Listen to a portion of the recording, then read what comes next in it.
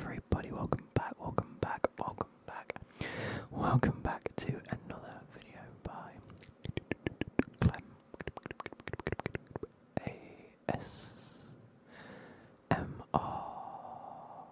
Now, I would like to thank Footy Facts ASMR yet again. This is the first video I'm recording since I'm back off my holiday in Blackpool. My arms aren't that bad anymore. Like, I don't know if you can tell, they are slightly tanned on top, but my face, as you can see, got heavily burnt my face. So I'm nice and shiny now. But yeah, Footy Facts ASMR has the knack of making videos that I had planned to make. When I got back, he did the let's get to YouTube, why not?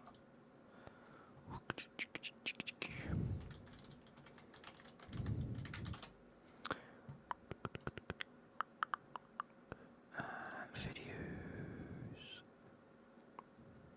Every Premier League club's biggest transfer rumour.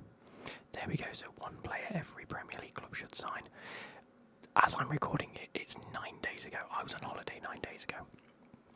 So, fat chance I could make it now. So it's not. I haven't watched it, by the way. It's one of the only ones recently that I haven't watched.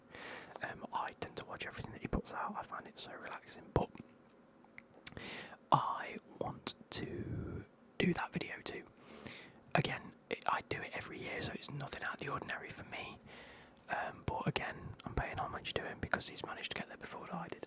Anyway, I'm also going to do a quick, Club World Cup roundup. Why is Becky downstairs shouting? Anyway, without further ado, let's just get straight into it.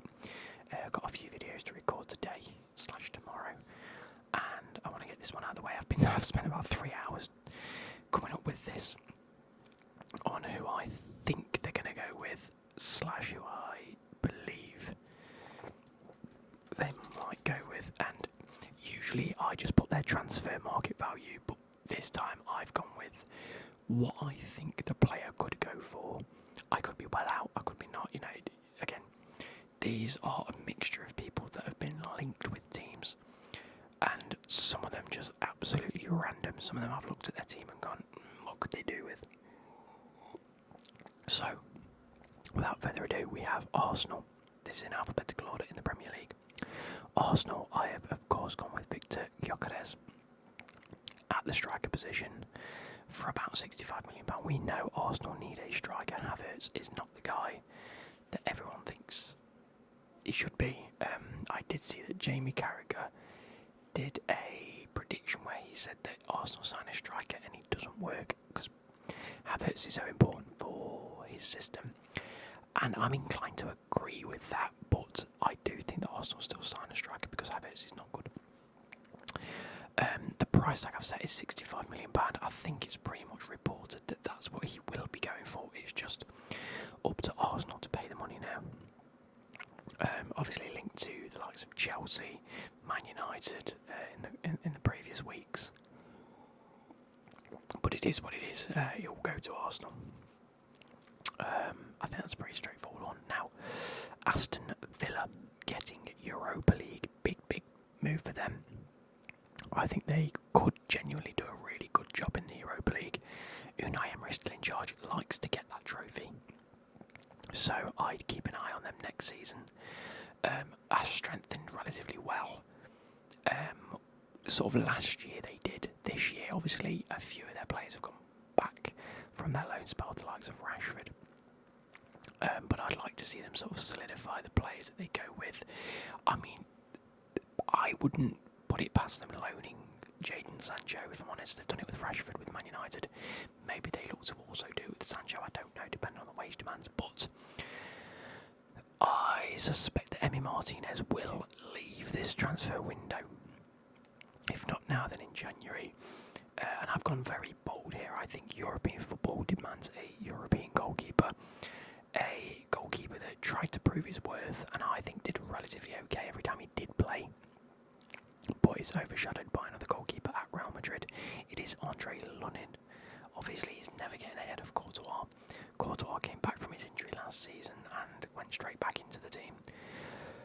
Lunin, again, is another one of these goalkeepers where he's been around the block. He's been on people's radar for years now. And I think that it's time he makes a move to a club where he's going to be the star man. And I think that Aston Villa could be brilliant for him again. European football could get a nice trophy under his belt. I know Unai Emery likes Spanish players and the Spanish way of playing football. You know, he did very, very well at Villarreal, didn't he?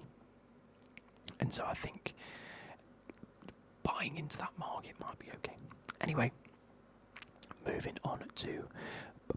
Oh, sorry, that's 30 million. I've put 30 million pounds for Andre Lunin, which he could go for 50, he could go for 10. You never know with them sort of signings. But I've gone straight down the middle at 30 million pound. Bournemouth then, with the likes of Kirkez gone to Liverpool, Huijsen gone to Real Madrid. They need to be looking at centre backs and left backs. I can't remember, but I believe they've already signed a centre back. But I wanted to look at the left back, centre back area, and there's one very, very key player that again has been on people's radars.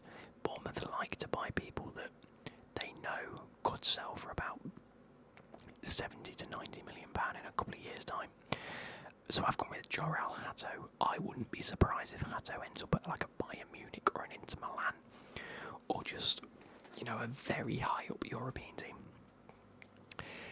But I also think it could be one of those where Bournemouth put in a good half decent bid, paying some half decent wages. I've got to hear about £40 million to secure his services from Ajax. I don't think that's a world away from Bournemouth having sold Huijsen and Kirkez. And Hato can play both left back and centre back, so I think that covers that area really well. And again, it sort of gives Bournemouth the freedom to look at either going for then a left back or a centre back. It sort of helps them out a little bit. So say they want a centre back, they sign a centre back, then clubs around the world know that they're going to need a left back. Whereas if they sign Hato, they can sort of keep their options open and really play the field on signing another player. Okay, here we go. Another one from Ajax here. With the likes of Mbeumo potentially leaving, or very akin to leaving Brentford now. Brentford are going to need a winger, whether that's left wing, right wing. Mbeumo usually plays on the right wing, but Brentford don't tend to buy big players. They tend to buy cheap, build them into sort of character and sell them on under a really cool system. Whether that continues now that Thomas Frank isn't there, we don't know. I'd like to think that they'd bring in a manager. I think they've already got a replacement, but I'm not too sure. So I've gone with Mika Godts,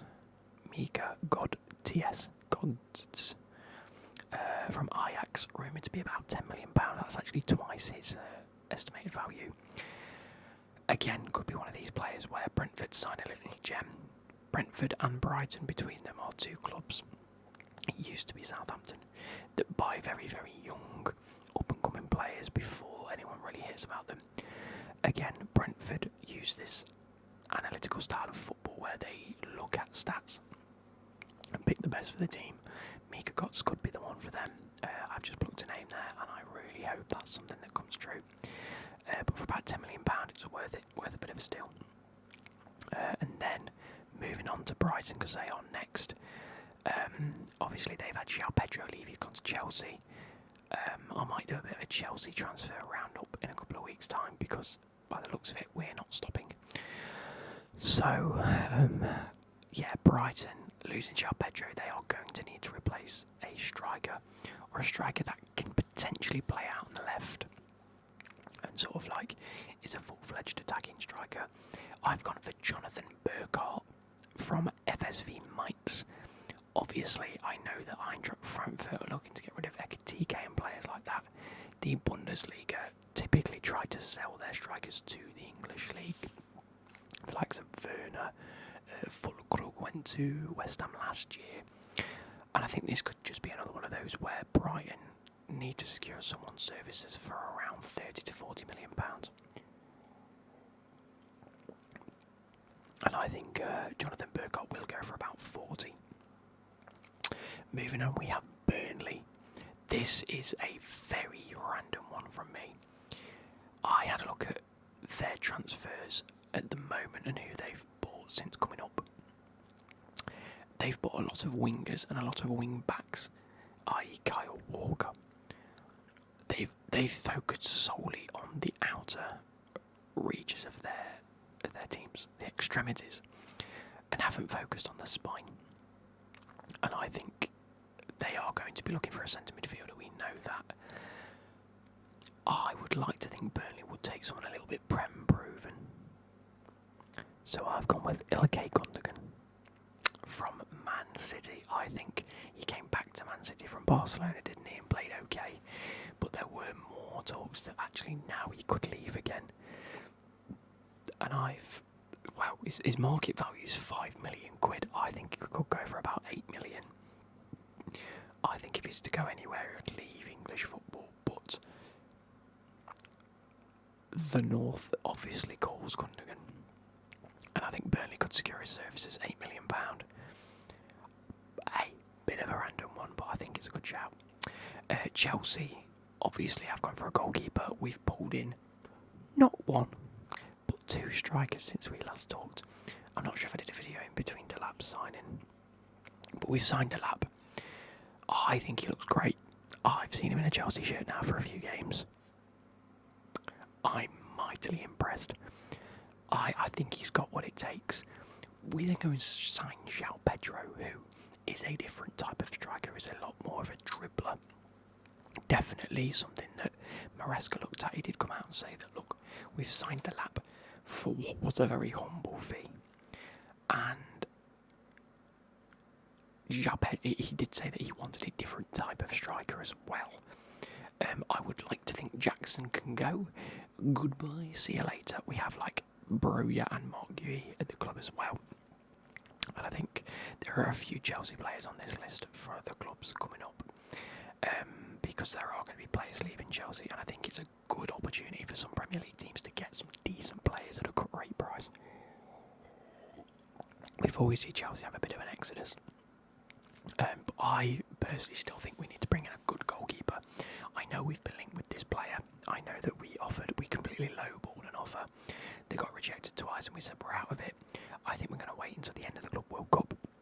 We're into the semi-finals. We have made a fuck ton of money at the Club World Cup now, which means we have a bit more to spend. So hopefully that does mean we can bring in Mike Maignan from AC Milan. I think it's looking likely that he leaves anyway. I think 25 million quid is a steal for a player of that calibre. I also think that Maresca doesn't, although we like having ball-playing goalkeepers, I've got a feeling that at some point Maresca will go, look, the defenders do the job themselves. A goalkeeper is only as good as his feet anyway. We need him to be able to shot stop, and Mike Maignan's that guy. I really hope we go back to that style. We just want a goalkeeper that can save and can come and claim crosses and can command a few defenders. And I quite like Mike Maignan. Moving on to Crystal Palace, because I fear that we are going to run out of time soon, and we're only about a third of the way through the list. Crystal Palace potentially losing Eberici Eze.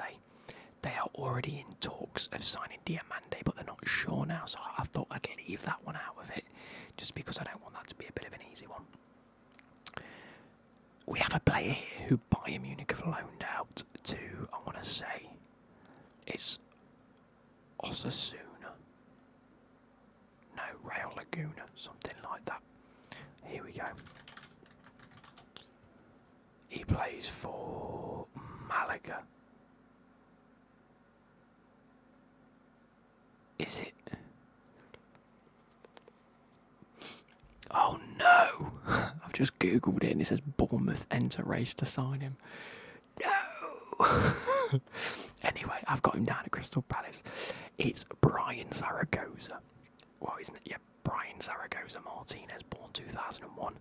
Young winger. Can play left wing, right wing. He's back at Bayern Munich now, apparently, but I can't see him staying at Bayern Munich, whether that's another loan move or he does move permanently now. I think it's a good replacement for Eze if he does leave. Again, Eze plays more in the middle of the park, but left wing, brilliant. And I think that he could go for about £15 million, which is a really cool move for him. Catch up with one of my new videos, maybe Wednesday or Friday this week.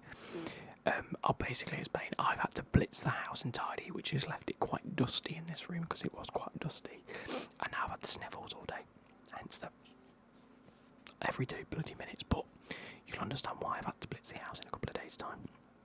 Stay tuned. Moving on to Everton. Calvert-Lewin has left on a free transfer. He's become a non-contracted player. He's left the club following the expiration of his contract. And I really think that even though they've got Beto, Everton really need to bring in a striker quick. They need a Premier League proven striker that can average out a few goals a game. I've gone for Nicholas Jackson. I think, for me personally, this is a hope rather than a guess. I think Nicholas Jackson is looking likely to leave the club. Where he goes, nobody knows. But Everton, they're building the new stadium. Can they make a bit of a marquee signing this season? I've got his services estimated at about £40 million. We paid 30. We've asked for 50. I think if we get 40, I'm happy as a Chelsea fan. I think most Chelsea fans would be happy if he went for free, if I'm honest. But I think that could be a good little option for them. As a Calvert-Lewin replacement, even as a backup to Beto, I don't know. But there's an option there. Everton fans, let me know how you feel. Moving on to Fulham. I'm choosing another Chelsea striker already. Fulham had him on loan a season ago. Didn't make it permanent because we asked for too much. Now his value's fallen even further. I think they might potentially pick him up, and that's Armando Broja from Chelsea to Fulham as a striker, £12 million. I've put. I think he could go for less. I think he could go for £8 to £10 million personally. I think that could be a good little option for Fulham. Or looking, well, again, I don't know who Fulham even got. Why is that coming with Argentina players? I just want Fulham.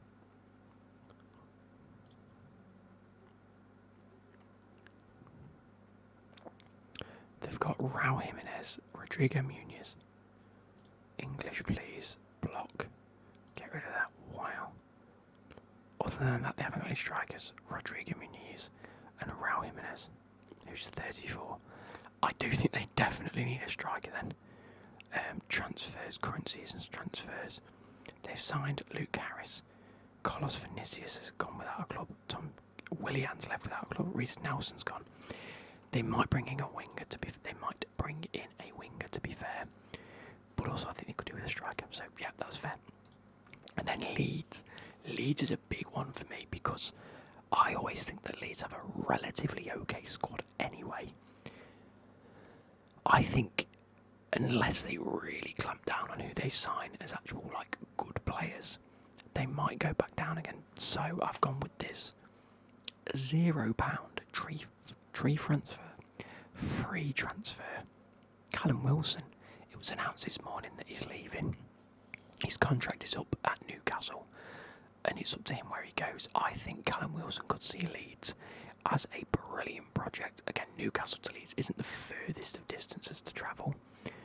So, at the end of the day, it's not like he's got to go down to London to play. And now I think that it's a really good option for him. He can see it as a project to try and keep Leeds up. Leeds will see it as a great bit of business. I think Callum Wilson's still definitely got him in him to score at least 10 to 15 goals in the Premier League, which is what ideally you need as a Leeds team. But yeah, I hope you guys enjoy that one. Moving on to Liverpool. I struggled with this one because my idea of Liverpool was to get a right back, left back. They've gone and done that. And they've had an absolutely fantastic window, haven't they? They've gone and got Frimpong, they've gone and got Kirkes. Who else did they just sign? Florian Wirtz. Ridiculous transfer. So where did they go from here? Now, there are other bits of business that I think was fantastic. Was signing Salah for another 2 years and Van Dijk. Was it a year or 2 years? Can't remember. So, where did they go? Well, they don't want to be put in the same position again, needing wingers and defenders. I've decided against defenders. I really should have gone for like a centre-back, shouldn't I? Because of the likes of Konate potentially leaving next season on a free. So, again, I think the centre-back is a much bigger issue for them. But it does make me think that maybe in January they're going to put in a massive bid for a centre-back. Instead, I've gone with a right winger. I think although they've asked for £100 million for this player, it's ludicrous. Everybody knows it's ludicrous. I've gone with Tyler Diblin from Southampton. I think you could get his services for £40 million. I know you've got the likes of Harvey Elliott on the right. There's links to say that he might be leaving, but you need to secure a player that has the ability before Salah leaves again, because otherwise you're going to be left with no idea. I think Arne Slot could bring in a player like that. I wouldn't even be surprised if they go for someone a bit like Grealish, if I'm honest. But I do think Tyler Diblin could be a great option on the right-hand side for them. Obviously, has shown bags of potential in a terrible Southampton team. But Southampton, again, known for bringing in younger players and selling to Liverpool. They have a massive repertoire and history of selling. So that could be a good bit of business for Liverpool. At Manchester City, I've got Ederson potentially leaving. That's been rumoured for months now. If he does end up leaving, then I think this is the type of transfer they'll go for. They'll go to Dortmund, they'll ask for Kerbal, they'll pay about 45 to 50 million pounds. Again, I think that's quite straightforward. That is like one of the most Man City transfers ever. They lose the best goalkeeper in the world. Well, one of the best goalkeepers in the world in Ederson, so they replace him with one of the best goalkeepers in the world in Kerbal. Brilliant bit of transfer, that. Moving on to Man United. Again, we mentioned it earlier. Bryan Mbeumo. Man U are not getting any of the players that they want. I've got like genuinely so much dust on my nose. I've been like sanding down the bloody skirting boards and everything. And yeah, I'm going to sneeze in a minute, I think. But Man United, Bryan Mbeumo can play on the right, can play through the middle. It's something that they need. Definitely a Amarin type signing. They're not going to get Gyökeres, which is mental because Amarin is right there. I don't know how you fumble Gyökeres that badly, if I'm honest. I don't get it. Anyway, moving on to Newcastle. Oh, £60 million I put for Mbeumo, which I think is a ludicrous amount for Mbeumo. But what do I know? I'm a Chelsea fan. Newcastle. I see they've been linked with getting a few centre-backs. Maybe the likes of Lewis Dunk's aging a little bit. Is it Lewis Dunk that's old? Here we go, hang on.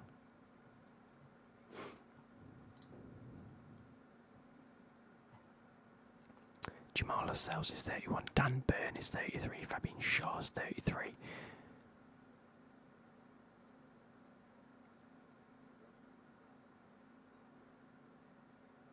Lewis Dunk's at Brighton. Well done, Luke.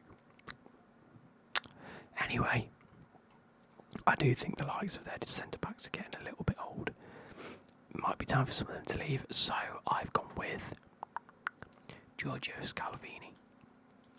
There is a massive trend of him potentially going to Europe, or leaving Italy and going to another team in Europe. Whether that remains in Spain, whether it means he comes to England, we don't know. But I would like to see him at Newcastle. The Italian link for him and Tonali will be fantastic. I just think Scalvini is one of those players where you can just see him in a Newcastle shirt. £60 million. Well, they do have money to spend, sort of. I know they're hidden by PSR and things like that at the minute. They're being hindered. But I don't think it's the worst thing in the world. They can sell a few players on. Now that Wilson's gone, it frees up a bit of the wage budget side of things. You never know. And then I have what could be one of the most outrageous transfers I've ever predicted. And I thought of it and I thought everything about this makes so much sense. Right. But you just never see it. It's like, if I was on FIFA, I'd do this. If anyone was on Football Manager, they'd try this. But this player has been told he's allowed to leave for about 25 to 30 million pounds. I think Forest are going to be willing to pay that for a player of his quality. Now, Gibbs White has been linked with a move away. He wants to get into the England squad. Forest have made it into a European competition that this player played in last season and won. Yes, that is right. This is another Chelsea player. Now, can you guys think of a Chelsea player that's an attacking midfielder or a centre forward? It is Christopher Nkunku. This might be the boldest claim of my life, but I would love it. Gibbs White leaving, even as a backup to Gibbs White. Think of, Chris Wood had a great season. I'm not saying he's going to have another great season, but our knee plays off the back of the defenders, whereas Chris Wood plays onto the defenders and tries to bully them. They're two different types. Gibbs White loves the fact that Chris Wood plays like that because he can link and move on. Whereas Nkunku, if you think back, he likes to play with both types. He had his Werners ahead of him when he was at Leipzig. He also had his, what was his name? Yusuf Poulsen, and whoever else has been at RB Leipzig that played that big man role, but Werner was in the in-behind role. Nkunku doesn't like playing at Chelsea at the minute and has been open to a leave because he wants to play behind a striker, whereas we're playing him as a striker. Is that not just a match made in heaven? I can also see him like going to Spurs or something like that. But for £25 million, Forest can come in and offer him the wages that he wants, because Forest, on the other hand, don't do this whole like high fee, low wages. They tend to go as low fee as possible, and we can then offer you some of the wages. Not a lot, but we could.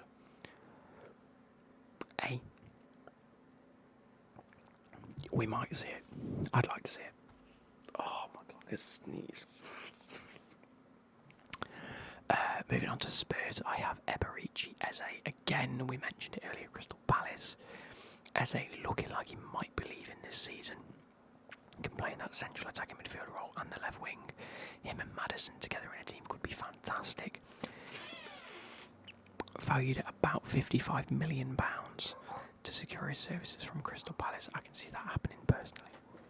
I don't think there's much more to say about that because that's one of those that have been linked. Now, the last three are a bit ridiculous.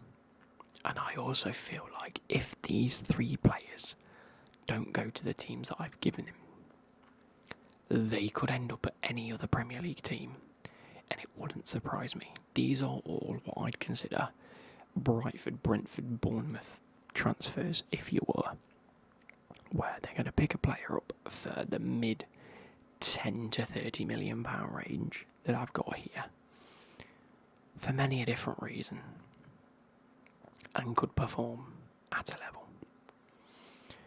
Sunderland, I think, were the hardest to look at because not only have they not really been linked with anyone, the players that could potentially go to them they've already signed, in the likes of Enzo Lefebvre, because he was on loan, make that permanent.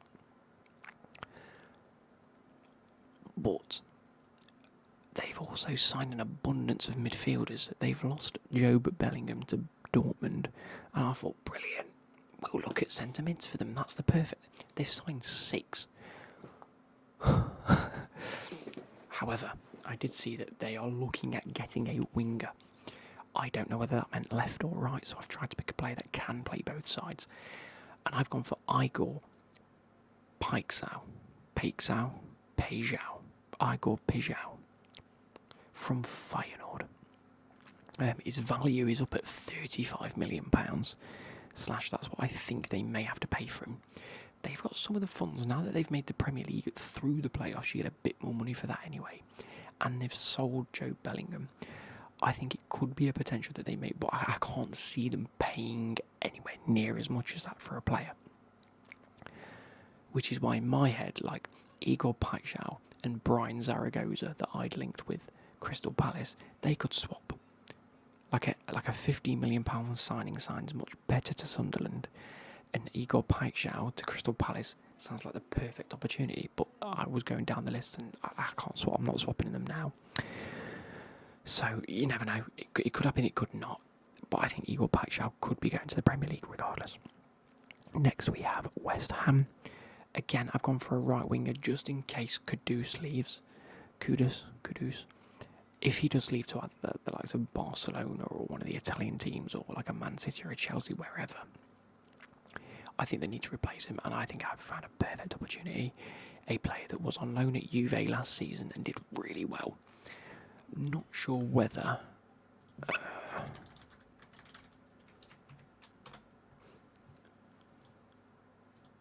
I just want the Google search, please.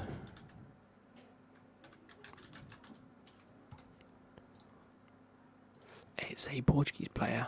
26 matches he played. He only got 3 goals and 3 assists, but I don't think Juve did that great anyway. He's now back at Porto, and that's Francisco Conceição. However you say it. 22 years old, a nice young player. Rumoured to be around about £30 million. I don't know, again, if he's making his move permanent to Juventus. There's no real links to say he is. So I don't know, but maybe that's something that sounds like a West Ham signing, doesn't it? It sounds like a West Ham signing. It just does. And last but not least, we have Wolverhampton Wanderers. They have lost both Ait-Nouri and...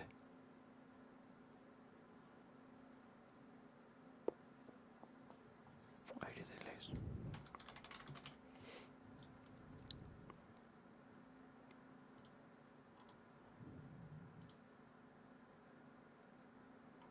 I feel like there's a major player here that I'm completely blanking on. Matheus Cunha has gone to Man United. And then they've lost Ait-Nouri now.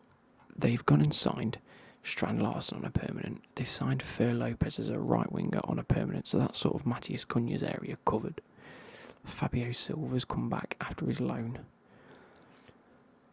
And then Chiquinho's come back on the end of loan. That's another left winger. I think the winger and the striker's covered now, personally. But I think Ryan Ait-Nouri could be a very difficult player to replace. I think he's done very well at Man City since being there. I have watched a few games and he did look very, very solid. Definitely got way more involved than he did at Wolves. So it leads me to believe that they'd probably end up getting a little bit more of a defensive wing back, but a wing back nonetheless. Not an out-and-out left back, but a wing back that's a little bit more defensive. So hear me out. £24 million at Eintracht Frankfurt, Arthur Theatre. Now, does that scream like a Wolves transfer to you? It does to me. But again, he could go to West Ham. He could go to Brentford. At Bournemouth have lost Kirkes. Go and get Theatre. Could be anyone.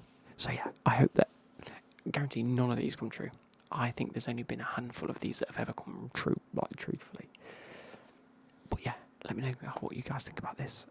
Please leave your comments down below if there's anything that you think. I want your boldest predictions of who goes where. But thank you 40Facts ASMR for getting to this before I did it this year. He does this every time. I love him. But I shall catch you later. Goodbye.